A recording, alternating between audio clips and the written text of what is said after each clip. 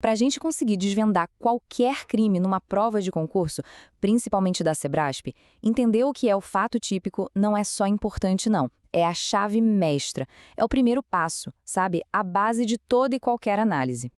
E o objetivo aqui é exatamente esse: é dar um roteiro prático para decodificar aquelas questões mais cabeludas que a banca adora colocar, transformando uma teoria que parece densa em pontos garantidos na aprovação. O nosso roteiro de hoje é um verdadeiro mapa do tesouro para decifrar o crime. Primeiro, a gente constrói a base entendendo a estrutura do crime. Depois, a gente entra na revolução finalista, a teoria que mudou tudo. Em seguida, vamos desarmar uma armadilha clássica, o tal do elo causal quebrado. Também vamos mergulhar na mente do agente, diferenciando dolo e culpa. E fechamos analisando a tentativa. Vamos lá! Ok, vamos começar pelo começo, pelo alicerce de tudo. Como é que o direito brasileiro olha e define, analiticamente, o que é um crime? Pensa nisso como se fosse um checklist com 3 itens. Para algo ser considerado crime, tem que passar por todos eles. E hoje, o nosso foco total vai ser no primeiro e mais fundamental, o fato típico. E dentro do fato típico, adivinha, temos outro checklist com mais 4 componentes essenciais. É como abrir uma caixa e encontrar outras 4 caixinhas dentro. Vamos explorar cada uma delas, passo a passo, para construir esse raciocínio. Agora que a gente já tem a estrutura montada, vamos para a mudança teórica mais importante de todas e que, olha, a Sebrasp adora testar. A teoria finalista não é um mero detalhe, ela redefine o ponto de partida de toda a análise criminal. A grande questão, o que separa o joio do trigo, é exatamente esta: a intenção da pessoa, o dolo, e a sua negligência, a culpa. Onde é que isso entra na análise do crime? A resposta para essa pergunta é o que diferencia a visão moderna da antiga. E a diferença é gritante, como a gente vê aqui. Na visão antiga, à esquerda, a conduta era um movimento quase robótico, e a intenção só era vista lá no final da análise. Agora, à direita, com a revolução finalista, que é a teoria que a gente adota, a conduta já nasce com um propósito. A intenção não é um acessório, ela está no coração da ação, bem no comecinho de tudo. Bom, agora vamos encarar uma das partes mais traiçoeiras do nexo causal. É uma armadilha clássica de prova que confunde muita gente. É aquela situação em que a corrente dos acontecimentos é quebrada. A regra de ouro está aqui, direto do Código Penal. Existe um cenário muito específico em que uma nova causa, um evento inesperado, corta a ligação entre a ação inicial e o resultado final. A palavra-chave aqui, o segredo, é a expressão por si só. Para isso ficar bem claro na prática, vamos seguir o clássico exemplo da ambulância.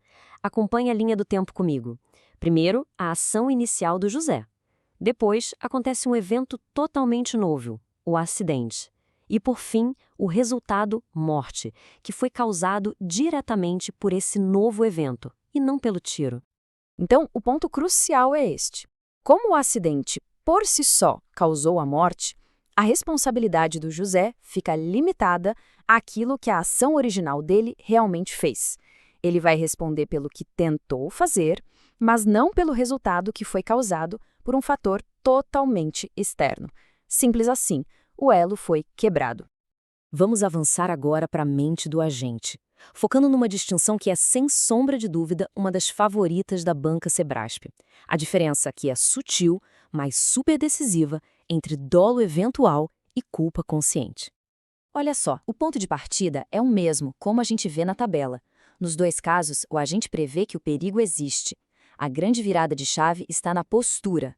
No dolo eventual, a atitude é de indiferença, aquele dane-se. A pessoa assume o risco. Já na culpa consciente, a história é outra. A pessoa pensa, eu consigo evitar.